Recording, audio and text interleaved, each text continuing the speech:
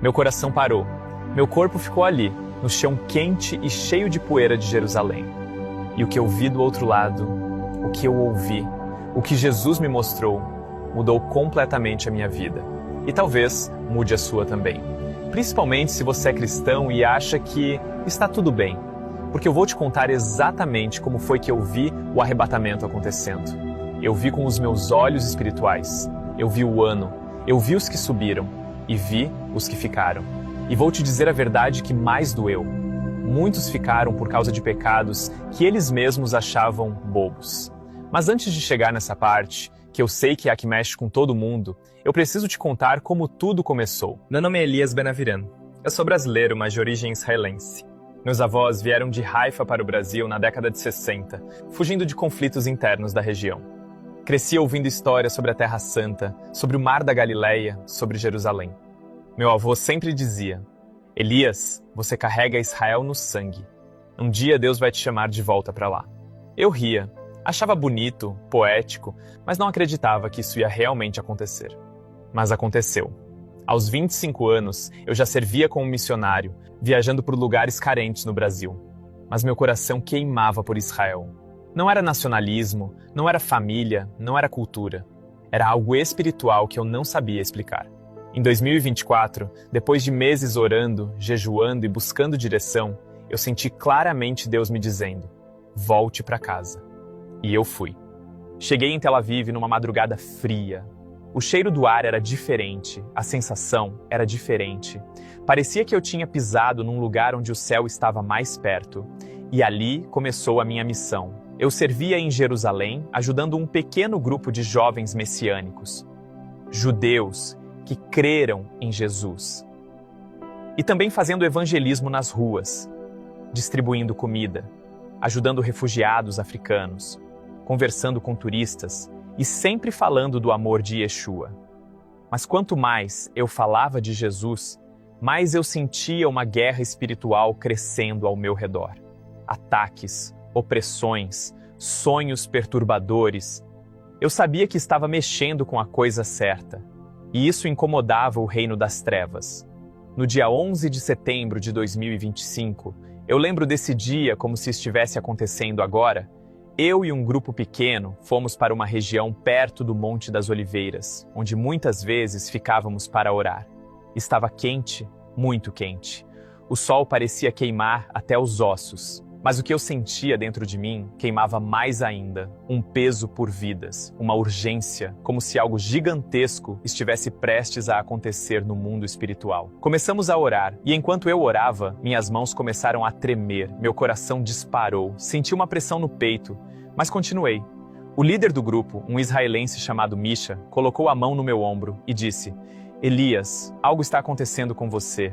Você sente isso? E antes que eu respondesse, meu corpo apagou. Eu ouvi um som lá dentro, profundo, como se viesse de longe, muito longe. Meu coração parou. Eu senti isso. Não foi desmaio, não foi queda de pressão. Eu morri. Meu corpo ficou imóvel, meus olhos abertos, virados. O pessoal começou a gritar, pedir ajuda, chamar socorro. Mas eu já não estava mais ali. Eu estava em outro lugar. Primeiro veio um silêncio absoluto, depois uma luz. Mas não era uma luz comum, era viva, forte, mas suave, radiante, mas acolhedora. A melhor maneira de descrever parecia que a luz me abraçava, e naquela luz eu vi alguém se aproximando. Não dava para confundir. Os pés marcados, a túnica clara, o rosto, o rosto, cheio de amor e autoridade ao mesmo tempo. Era Jesus. Eu não estava sonhando. Eu não estava imaginando. Eu me encontrei com o Rei glorificado. Ele me chamou pelo nome, pelo meu nome completo, como só minha mãe chamava quando eu era criança. Elias Ben Aviran. Minha alma tremeu. Eu sabia que estava diante daquele que me criou. Ele colocou a mão no meu ombro e disse: Você veio cedo demais. Eu comecei a chorar. Não sei explicar por quê. Talvez porque, pela primeira vez, todas as dores que eu carreguei desde criança desapareceram completamente.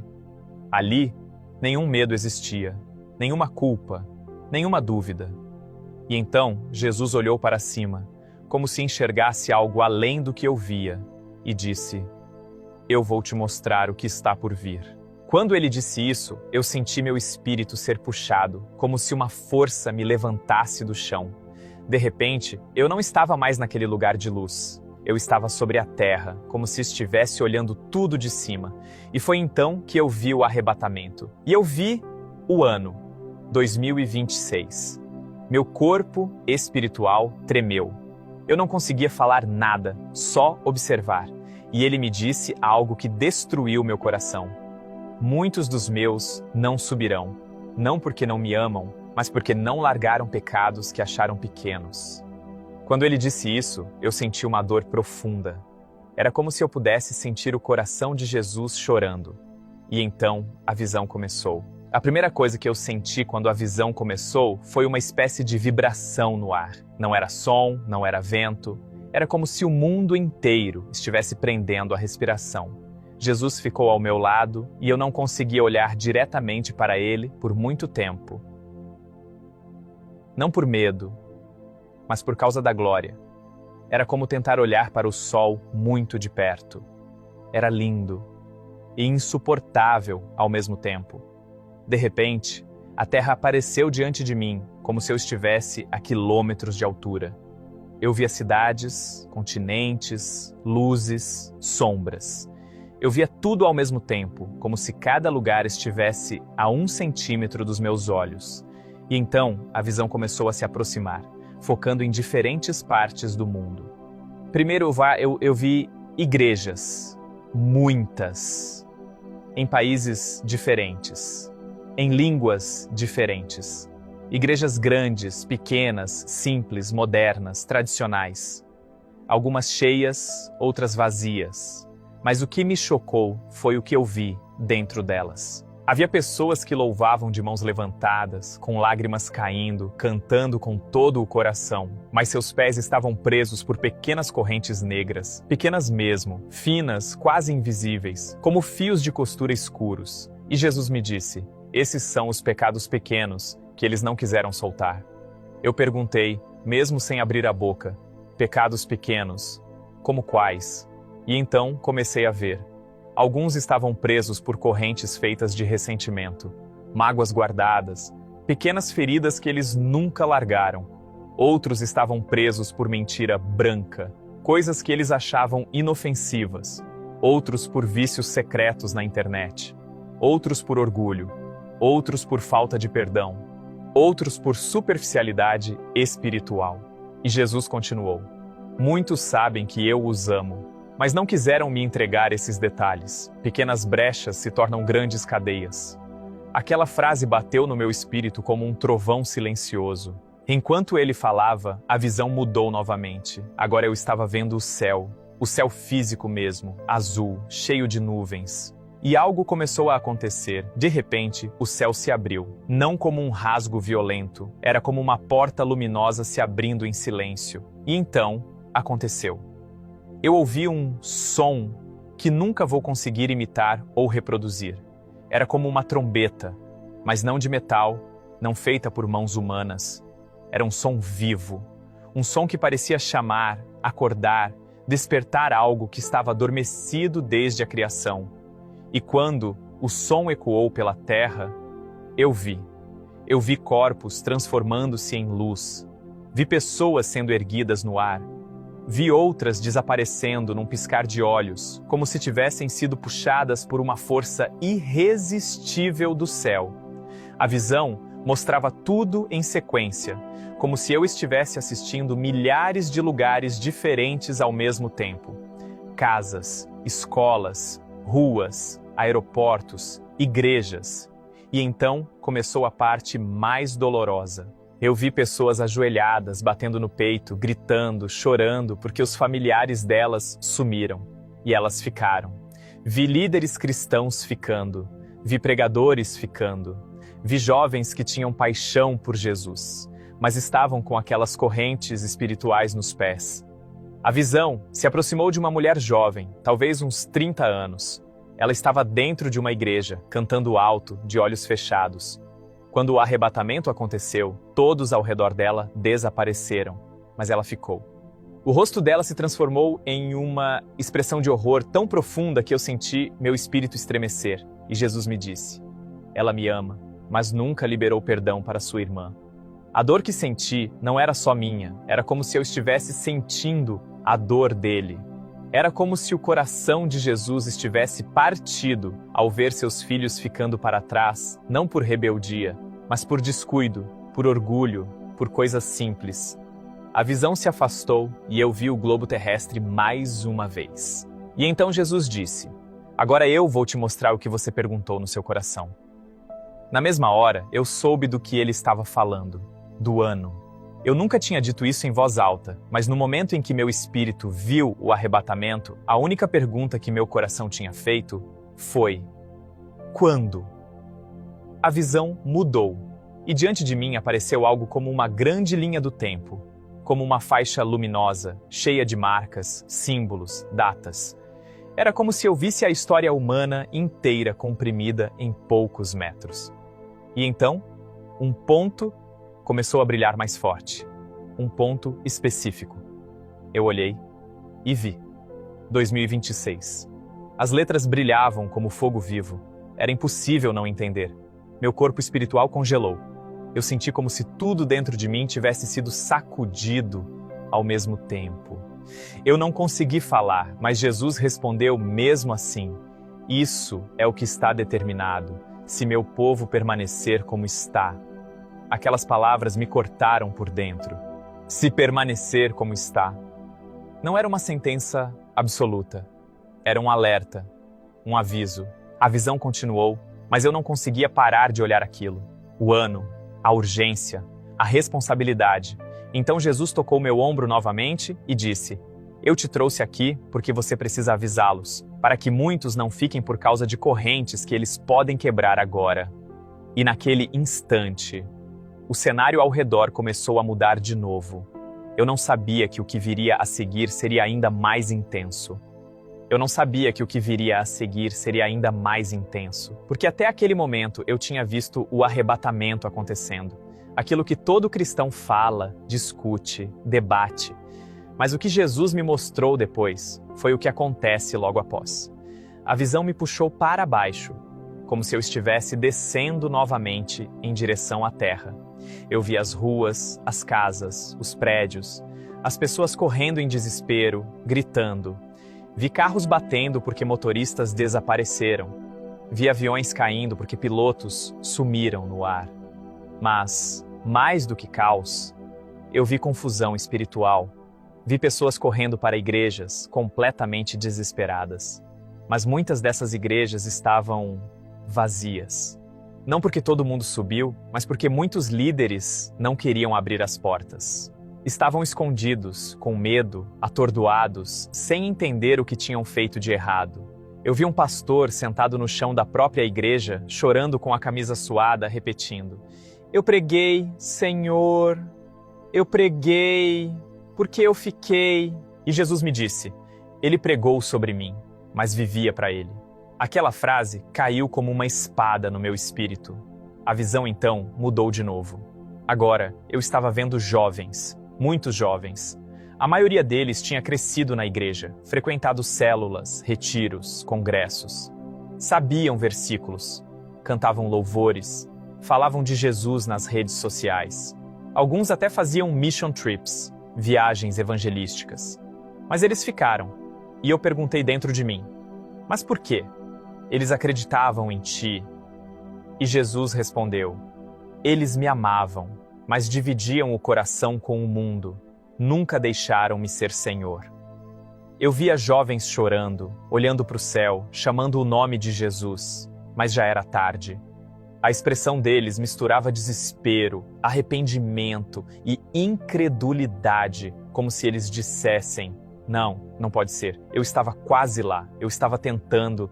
E o pior era que eu conseguia sentir as emoções deles, como se meu espírito estivesse conectado ao deles. A sensação de perder o arrebatamento era indescritivelmente dolorosa. Era como se uma porta gigantesca tivesse se fechado na cara da pessoa e ela soubesse que nunca mais aquela porta iria abrir daquela forma. De repente, a visão me puxou para o Oriente Médio. Era como se eu estivesse sobrevoando a região. E Jesus disse algo que me deixou ainda mais impactado. Agora você vai ver o que virá sobre Israel. No mesmo instante, eu vi o cenário escurecer. Vi tensões, guerras, explosões, conflitos aumentando. Mas não era só físico, era espiritual. Eu via demônios gigantes, feitos de sombra, pairando sobre regiões inteiras. Eles se movimentavam como nuvens escuras, cheias de ódio. E Jesus disse: a terra onde você nasceu e a terra onde você serve será um ponto central nos dias que virão. Eu tentei entender melhor, mas antes que eu pudesse perguntar algo, a visão mudou de novo. Agora, eu estava vendo algo que parecia uma grande sala. Era como se fosse um tribunal, mas não era da terra. Era espiritual. No centro estava um trono, não o trono de Deus, mas um trono distorcido, feito de trevas, como se fosse uma imitação. E lá estava, uma figura, aquele que viria a se revelar como líder mundial. Eu não consegui ver seu rosto completamente, mas dava para sentir a energia ao redor. Uma energia pesada, mentirosa, sedutora. As pessoas ao redor dessa figura o aplaudiam, o seguiam, o admiravam. Ele parecia carismático, inteligente, convincente. E Jesus me disse: quando muitos ficarem, ele surgirá como solução. Eu tremi por dentro. Então a visão mostrou telas, transmissões, discursos. A figura aparecia falando de paz, de unidade, de reconstrução global após o caos. Ele dizia que estava ali para unir o mundo e combater o desespero, que veio após o desaparecimento em massa. Mas o que mais me chocou é que eu vi pessoas que ficaram defendendo ele. Algumas até dizendo: se Deus existe, por que ele deixaria a gente para trás? Esse homem aqui é quem vai nos ajudar. Aquela mistura de engano com desespero me rasgou por dentro. E Jesus disse: eles rejeitaram o meu aviso, então aceitarão a mentira. Depois disso, a visão voltou para o céu. Vi anjos se movimentando com velocidade, como se estivessem recebendo ordens. Era um ambiente de guerra, não caos, mas organização militar perfeita. Parecia claro que o céu estava preparando algo maior. E Jesus disse: você ainda não viu tudo. Agora vou te mostrar o estado do coração do meu povo antes do arrebatamento. Meu espírito foi transportado novamente. Desta vez, eu vi algo como um gráfico vivo, não números, mas intensidade espiritual. Como se eu visse a temperatura espiritual da igreja. E eu vi algo chocante. A maioria dos cristãos vivia na superfície da fé. Jesus disse: eles me buscavam, mas não me ouviam. Queriam bênção, mas não queriam transformação. E então ele me mostrou os que subiram. Eles eram tão diferentes, não perfeitos, não super-homens espirituais, mas tinham algo em comum, um coração entregue, por completo. Não era performance, não era religião, não era aparência, era entrega sincera. E Jesus disse: esses me deram acesso até as áreas mais pequenas. Nesse momento, eu comecei a sentir algo no meu espírito. Não era medo. Era uma dor profunda, uma mistura de responsabilidade com urgência, como se Jesus estivesse dizendo: você tem que voltar, você tem que avisar. E então, pela primeira vez, desde o começo da visão, ele se aproximou ainda mais, tão perto que eu senti o ambiente inteiro estremecer. Ele colocou a mão no meu peito, e quando ele tocou, tudo ao meu redor começou a se desfazer em luz. Eu sabia que algo ainda viria, algo ainda mais forte, algo que explicaria por que eu tinha que voltar exatamente naquele momento. E então a luz me engoliu completamente. E foi então que Jesus olhou para mim com uma expressão: cara, eu nunca vou esquecer.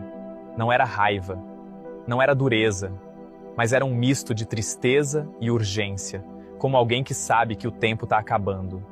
Ele colocou a mão no meu ombro, e quando ele fez isso, tudo ao redor mudou. De repente, não era mais aquele lugar de luz intensa. Eu estava olhando para o mundo, mas não como normalmente. Era como se eu estivesse acima da terra, vendo tudo ao mesmo tempo, de um ângulo impossível. E então Jesus disse: eu vou te mostrar o que está prestes a acontecer. A próxima cena me deixou completamente sem ar. Eu vi pessoas andando nas ruas, vivendo normalmente, e num piscar de olhos, algumas simplesmente desapareceram. Era como um clarão, um puxão invisível, e elas sumiam. Vi carros batendo, vi gente correndo desesperada, e ao mesmo tempo outros caíam de joelhos, percebendo o que tinha acabado de acontecer. E Jesus falou de novo: o arrebatamento está muito próximo, tão próximo que muitos não acreditariam mesmo se você dissesse. Quando ele falou isso, eu vi um número, como se estivesse pairando no ar: 2026. Cara, meu coração gelou. Era tão claro, tão nítido, tão inevitável, que eu senti uma urgência absurda. E o pior de tudo foi quando ele me mostrou algo que eu não estava preparado. Eu vi igrejas inteiras, vazias por metade. Metade arrebatada, metade ficando para trás. E o Senhor disse: muitos dos que ficarão não caíram por grandes pecados, mas por pequenos compromissos, pequenos desvios, pequenas concessões que eles nunca trataram. E mano, quando ele disse isso, eu senti um peso no peito, porque ele começou a me mostrar exemplos reais. E Jesus dizia: pecados bobos que eles achavam que não tinham importância, mas atitudes nunca confessadas. Orgulho, falta de perdão, mentirinhas que pareciam inofensivas, coisas pequenas, mas que revelavam um coração dividido. Eu chorei, cara. Eu chorei como uma criança. Porque quando você está diante da verdade pura, você percebe como qualquer sujeirinha, por menor que seja, brilha como carvão no branco da luz de Deus. E aí veio uma cena que me marcou profundamente. Jesus me mostrou um jovem na igreja. Alguém que vivia na obra, fazia missões, pregava, servia. Por fora parecia impecável, mas dentro dele tinha um ressentimento que ele nunca tinha perdoado. Uma coisinha boba, um comentário antigo, uma ferida que ele guardou. E isso foi suficiente para segurá-lo. Eu tremi. Então perguntei: Senhor, então é tão fácil perder o arrebatamento? E Jesus respondeu algo que queimou dentro de mim. Não é sobre facilidade, é sobre entrega. Quem vive dividido não me escolheu por inteiro. Quando ele disse isso, eu vi de novo a data, 2026, brilhando como fogo. Não era uma contagem regressiva, não era uma garantia, mas era um aviso, uma urgência, algo prestes a acontecer. E Jesus concluiu: volte e diga o que viu, não suavize nada. Muitos precisam ouvir antes que seja tarde. Nesse momento, tudo começou a tremer ao meu redor. Era como se eu estivesse sendo puxado de volta. Eu sentia meu espírito sendo comprimido, como se estivesse voltando para dentro de um corpo pequeno demais. Eu ouvi Jesus dizendo: ainda não acabou a sua missão. E então, bum! Um choque atravessou meu peito. Eu voltei. Quando eu voltei, cara, foi como se eu tivesse sido jogado de volta dentro do meu corpo. A primeira coisa que senti foi uma dor absurda no peito, como se alguém tivesse colocado fogo por dentro de mim. Eu abri os olhos com um susto tão grande que até o médico que estava ali deu um pulo para trás. Eu ouvi alguém dizendo: ele voltou, ele voltou. Eu estava ofegante, tentando entender onde eu estava, tentando lembrar quem eu era. Minha cabeça parecia pesada e por um instante eu pensei que estava sonhando. Mas aí veio tudo de uma vez. A luz, a presença de Jesus, a visão, o arrebatamento, a data. Eu comecei a chorar. E não era um choro bonito. Era aquele choro desesperado, rasgado, de quem viu algo que nunca mais vai ser o mesmo depois. O médico achou que eu estava em choque e veio tentar me acalmar, mas eu só repetia: ele falou comigo, eu vi tudo. Eles acharam que eu estava delirando, mas eu sabia exatamente o que tinha acontecido. Depois de algum tempo, me levaram para uma salinha, me deram água e pediram para eu descansar. Mas como que eu descanso depois de ver o que eu vi? Eu ficava repetindo para mim mesmo: 2026, é mais perto do que parece, é mais perto do que parece. Quando finalmente consegui ficar sozinho, eu senti Jesus falando comigo de novo. Não como visão, mas dentro de mim, naquele jeito que só Ele sabe. Agora você sabe o que precisa dizer. E eu respondi: Senhor, ninguém vai acreditar em mim. E ele disse algo que me desmontou por dentro. Você não foi chamado para convencer. Você foi chamado para testemunhar. Aquilo me deu um senso de direção que eu nunca tinha sentido antes. Era como se tudo na minha vida tivesse me trazido até esse momento. Eu lembrei das pessoas que eu vi ficando para trás. Lembrei dos pequenos pecados, das coisinhas bobas que Jesus mostrou. Lembrei da dor no rosto de cada um que percebeu tarde demais. E eu me fiz uma promessa. Enquanto eu respirar, eu vou avisar. Eu vou falar, nem que riam da minha cara. Quando eu saí do hospital, parecia que o mundo tinha mudado. Mas quem tinha mudado era eu. Cada pessoa que passava, eu olhava e pensava, será que ela está pronta? Voltei para a casa da equipe missionária em Israel, e eles ficaram em choque quando me viram. Eles sabiam que eu tinha morrido. Eles viram meu coração parar. Eles viram o médico balançar a cabeça. E agora eu estava ali, vivo, com os olhos brilhando e o coração queimando como nunca antes. Eles me perguntaram o que tinha acontecido, e eu contei tudo, cada detalhe. O silêncio que ficou na sala, mano, foi pesado, mas ao mesmo tempo tinha um temor, um respeito, uma presença. Um dos missionários começou a chorar. Outro caiu de joelhos, e eu percebi que aquilo não era sobre mim, era sobre a mensagem. Nos dias seguintes, eu comecei a escrever, a relatar tudo, a orar mais do que eu orava antes, a buscar mais do que buscava antes. Aquela palavra que Jesus falou ficou ecoando dentro de mim como um trovão. Eles não caíram por grandes pecados, mas por pequenas concessões. E isso me partia por dentro. Eu vejo tanta gente hoje brincando com a fé, negociando valores, guardando mágoas, vivendo uma vida dividida. E tudo que eu queria gritar era: acorda, não falta muito. E agora, toda vez que eu conto meu testemunho, eu repito a mesma coisa. Eu não sei se 2026 é exatamente o dia, o mês, o segundo, mas eu sei que foi isso que eu vi. Foi isso que ele me mostrou. E ele disse que estava perto, muito mais perto do que a gente pensa.